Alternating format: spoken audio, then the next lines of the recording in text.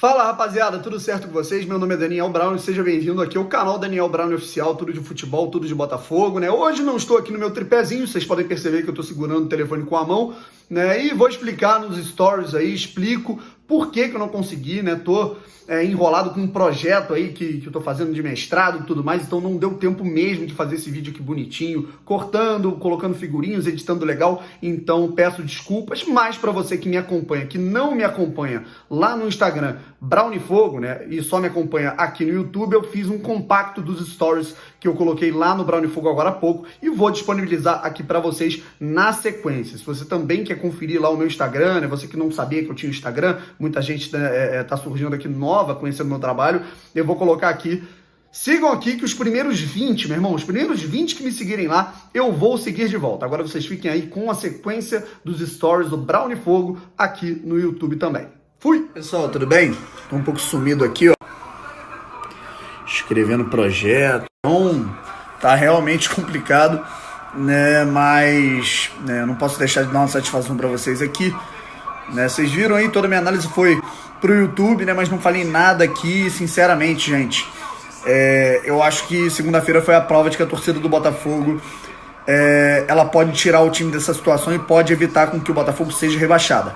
Ela por si só. E quem foi ao jogo contra o CSA sabe do que eu tô falando. A gente olhava por um lado, olhava pro outro, no gol do CSA, e todo mundo cantava contra, não é que contra a própria vontade, né? Eu não vou dizer isso, mas eu acho que todo mundo, no momento em que queria ficar triste, em que queria ficar em silêncio, com o Ceará virando o jogo contra o Bahia, conquistando os 3 pontos, todo mundo ganhando, e o Botafogo sofrendo um empate pro CSA aos 21 do segundo tempo, né, faltando menos de meia hora pro fim do jogo, a reação natural seria uma vaia, seria abaixar a cabeça, seria ficar puto, xingar o lateral, xingar o cara que falhou, enfim, né? Mas eu acho que todo mundo, contra a própria vontade de ficar puto naquele momento, se esgoelou, né? Carregando um peso de 25 anos de só tristezas e amargura nas costas, né? De mais de mais de 2 décadas só sofrendo, só de frustrações, e a gente passou por cima de absolutamente tudo isso para salvar o Botafogo, para salvar aquilo que a gente ama.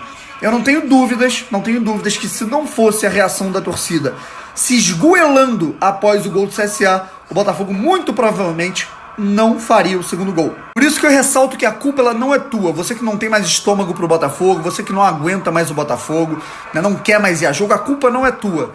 Mas quando você vai, né, e você nota que você fez pra caralho a diferença em 3 pontos conquistados, é muito gratificante. Eu devo fazer algum tipo de vídeo aí à noite, né? Tô um pouco enrolado, se não tiver vídeo vai ter live, então você já se inscreva aqui no canal, né? Devo falar do Marcelo, da lesão do Marcelo que não volta a jogar contra o Grêmio na Arena, vai ficar fora por pelo menos 3 semanas, tomara que ele consiga voltar antes, é um cara novo, né, que tem muita saúde, boa recuperação. Marcelo, o Botafogo não sabe ainda se vai ter o Carly, não sabe se vai ter o Alex Santana, e eu quero fazer uma reflexão sobre isso, né?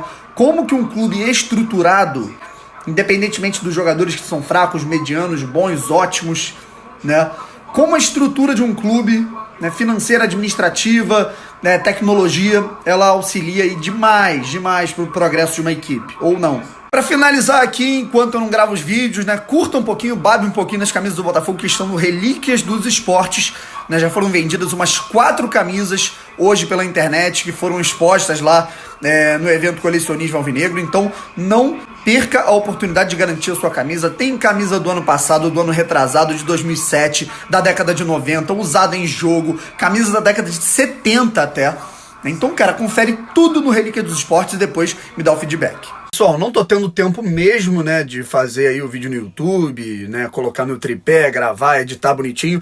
Não tô tendo tempo por conta desse projeto que eu tô fazendo aí, né, então eu vou colocar os stories aqui mesmo, vai à moda antiga, quem me conhece aqui sabe que eu faço aí os stories, né, foi como tudo começou, aqui na cobertura do Botafogo, né, desde 2017 fazendo stories, e aí estourou, muita gente começa a me acompanhar, né, e aí depois eu junto tudo e coloco lá no YouTube, porque tem gente que me acompanha só pelo YouTube. De tudo, a gente sabe que é um dia em que tudo tá voltado aí, pelo menos aqui a cidade do Rio de Janeiro tá toda voltada para essa partida, né, entre Flamengo e Grêmio, semifinal da Libertadores. O Flamengo tem a vantagem do empate, né, e eu tenho algumas reflexões para fazer sobre esses momentos completamente divergentes, não só entre Flamengo e Botafogo, né, mas entre o Flamengo e o patamar de tudo que os outros três rivais, né, nesse caso, Botafogo, Fluminense e Vasco, estão em relação ao time que hoje está na semifinal da Libertadores, que é o rival dessas três equipes, né?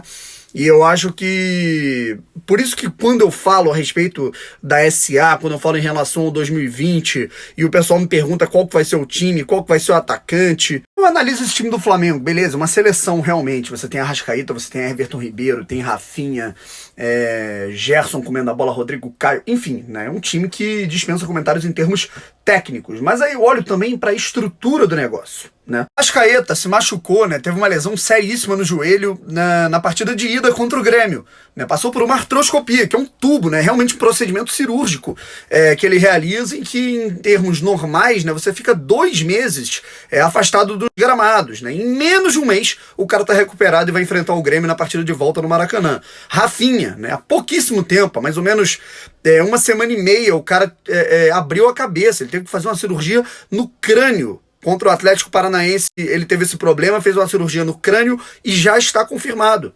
Já voltou, né? Tudo isso com os médicos do Flamengo, com preparação do Flamengo, com a equipe de fisiologia do Flamengo, com a estrutura do Flamengo. Aí eu olho para um Botafogo e vejo um Alex Santana, artilheiro da temporada, o cara que mais participou de gols na temporada, o jogador que quando ele sai, o Botafogo ele tem uma queda assim, mais que o dobro da queda de rendimento, né? Teve uma matéria no Globo Esporte que parece que o Botafogo tinha um aproveitamento com ele em campo de mais de 70%, e sem ele em campo cai para casa dos 20%, né? É um absurdo o quanto o rendimento cai. E aí o que acontece quando ele se lesiona? No dia 14 de setembro, última partida do primeiro turno do Campeonato Brasileiro, Alex Santana se machuca contra o Ceará. Tem uma torção no tornozelo, né, que constataram que não tinha nada no ligamento do jogador. O departamento médico disse que foi apenas uma torção. E aí a gente olha aí que são assim, mais de 40 dias depois e o Alex Santana ainda não voltou, ainda não se recuperou. A cada partida é um mistério, né? A cada véspera, assim, semana que antecede o jogo do Botafogo, um mistério para ver se o Alex Santana retorna ou não. Uma hora dizem que ele já vai voltar a treinar, ele não volta. Uma hora dizem que ele vai voltar em 2 jogos, ele volta em 4. Né? E ninguém diz direito se realmente foi uma lesão do ligamento ou se foi uma torção. E o Alex Santana continua fora. Repito, Alex Santana, que teve uma torção, ainda não se recuperou depois de 8 rodadas do segundo turno do Campeonato Brasileiro, ainda não jogou no retorno do campeonato, e o Arrascaeta, que vai jogar uma semifinal de Libertadores e fez uma cirurgia no joelho, já está liberado. Rafinha, que fez uma cirurgia no crânio, há menos de 2 semanas, já está liberado. Vai jogar uma semifinal da Libertadores, não vai jogar um jogo de terceira rodada de retorno do Brasileiro. É um jogo muito mais pegado. Aí a gente vai olhar para o Jefferson, lá no passado, operaram um braço do nosso maior ídolo no século errado e anteciparam o fim da carreira do jogador. Gatito Fernandes no ano passado se machucou contra o Sport, 1 mês fora. Passou 1 mês, cadê o Gatito? 2 meses, 4 meses, 6 meses. O Botafogo ficou o campeonato inteiro sem o Gatito, cara. O Gatito teve que voltar contra o Corinthians no fim do ano e, coincidentemente, foi o Gatito que salvou o Botafogo nos últimos jogos. O Botafogo teve uma arrancada, conseguiu se salvar do rebaixamento. Ou seja, se o Gatito tivesse sido bem tratado naquele ano, muito provavelmente o Botafogo teria um rendimento muito melhor no campeonato e poderia ter se classificado para a Libertadores até desse ano. E não teve. Por quê? Por conta dessas questões que, além do time que é fraco, além da equipe que é limitada, além da diretoria que é amadora, tem tudo isso, né? Tem uma questão de estrutura que atrasa o time em diversos aspectos. A gente vê o Carly com uma sequência de lesões, a gente vê o Marcelo agora machucado com uma contratura. Contratura não, teve uma distensão mesmo.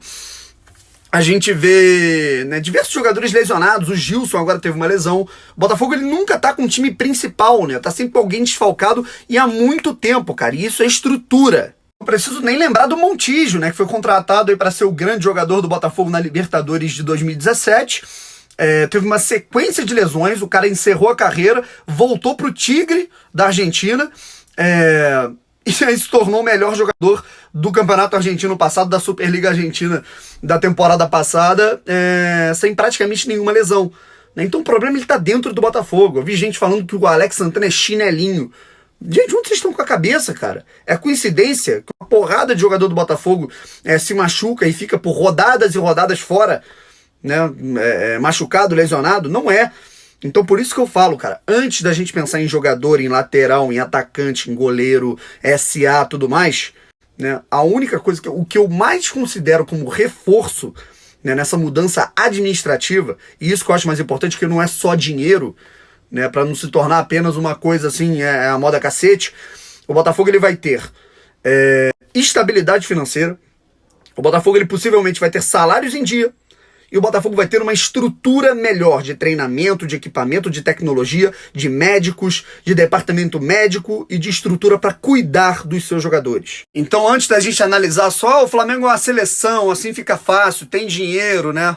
Vamos olhar também para a estrutura. Né? Muito provavelmente, se o Flamengo tivesse apenas dinheiro e apenas jogadores e não tivesse uma equipe de médicos preparada, né? Uma estrutura, uma tecnologia absurda para cuidar dos seus jogadores, né? Uma responsabilidade extrema na parte administrativa para cuidar dos seus atletas, né? Muito provavelmente o Flamengo ia chegar bem desfalcado para essa semifinal de Libertadores contra o Grêmio. E é por isso que o patamar ele está cada vez mais distante, ele está cada vez mais longe, né, em termos da rivalidade aí de Flamengo em comparação com Vasco, Fluminense e Botafogo. Esses três têm que aprender muito com o Flamengo em relação a isso também, é verdade. Aqui em 2020 o Botafogo ele tem uma condição muito melhor nesses termos, o 2019 ele precisa acabar, e acabar mesmo, né, com o Botafogo na primeira divisão, com o Botafogo minimamente vivo para que as coisas elas possam realmente mudar. É por isso que você vai ter que ir no estádio Newton Santos em todos os jogos que restam na temporada do Botafogo como mandante, né? E a nossa próxima missão, além da partida contra o Grêmio, né, que também é muito importante, é contra o Cruzeiro na quinta-feira, sem ser essa outra. Em promoção de ingressos, você que é sócio torcedor, você consegue o seu check-in e consegue adicionar qualquer tipo de acompanhante, né, mediante cadastro no Sou Botafogo, só arrastar para cima para fazer o seu check-in e também colocar o seu acompanhante. Pensando no setor leste inferior, que ficou muito abarrotado no último jogo, e o setor leste superior ficou um pouco vazio, né? Não ficou vazio, mas ficou bem espaçado. Promoção na leste superior, ingressos a partir de R$5. Então garanta logo o seu lugar. A gente já pode projetar um pouco dessa sequência absurda que o Botafogo vai ter, tá? Uma sequência absurda, né, contra adversários duríssimos, fortíssimos. Se não são, né, pelo menos são 3 aí da parte de cima da tabela e um da parte de baixo que é muito mais qualificado que o Botafogo. Neste fim de semana, o Botafogo enfrenta o Grêmio na Arena, depois na quinta-feira, Cruzeiro no Newton Santos, no outro fim de semana, Santos na Vila Belmiro, e para completar, no meio da semana, vai ter Botafogo e Flamengo no Newton Santos.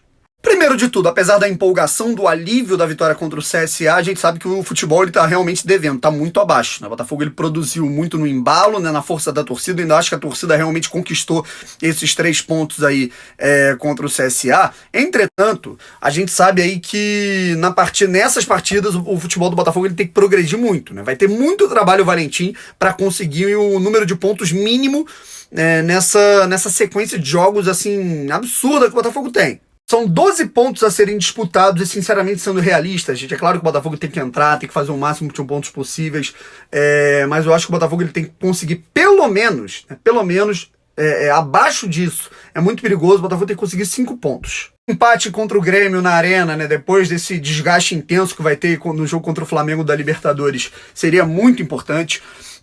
O Botafogo ele tem que vencer o Cruzeiro, apesar do Cruzeiro ser favorito pelo time que tem. Mas o Cruzeiro tá mal, o Botafogo também tá mal, né, e tem menos time. O Botafogo ele tem que vencer o Cruzeiro dentro do estádio Newton Santos, em casa, fazer a força aí do mando de campo, contra um adversário direto na luta contra o rebaixamento, e aí contra Santos e Flamengo tentar empatar um jogo. É claro que a gente projeta isso tudo passo a passo, mas tem que ser um passo de cada vez, um jogo de cada vez, né? E cada jogo ele é fundamental. O Botafogo ele perdendo para o Grêmio, jogando bem, né? É óbvio que é ruim perder nessa situação. O Botafogo ele tem que pontuar o máximo possível para se ver livre logo de 2019. Mas eu acho que se o Botafogo jogar, né, pavorosamente mal e perder mal, né, vamos dizer, a goleada do Grêmio, o desespero começa a bater, né, as críticas começam, o clima ele começa a não ficar muito favorável. né? Então, esse tem que ser o progresso. Jogo a jogo, tentar demonstrar uma certa evolução para que os pontos eles consigam aparecer. Então a gente não pode pensar só nessa, contra o Grêmio não adianta, é assim mesmo. O Botafogo ele tem que progredir, cara. O Botafogo ele vai ter que progredir e vai ter que mostrar para a torcida, mesmo não conquistando os pontos desejados logo de cara, que tem a possibilidade de conseguir mais pontos no decorrer do campeonato nos outros jogos. Missão muito difícil, por isso que eu falo que o Botafogo é absurdamente azarado, além de incompetente, né? Logo o Marcelo, né, que tá comendo a bola, machucado. A gente não sabe quando ele volta, se ele vai estar disponível aí para essa sequência de 4 jogos antes do confronto contra o Avaí, que é um jogo mais leve, com todo respeito ao Avaí, que também é obrigação do Botafogo vencer. Tem o Carlos, que a gente não sabe quando ele joga, o Alex Santana também, e por isso a torcida do Botafogo vai ter que levar esse time até o fim de 2019 vivo. É isso.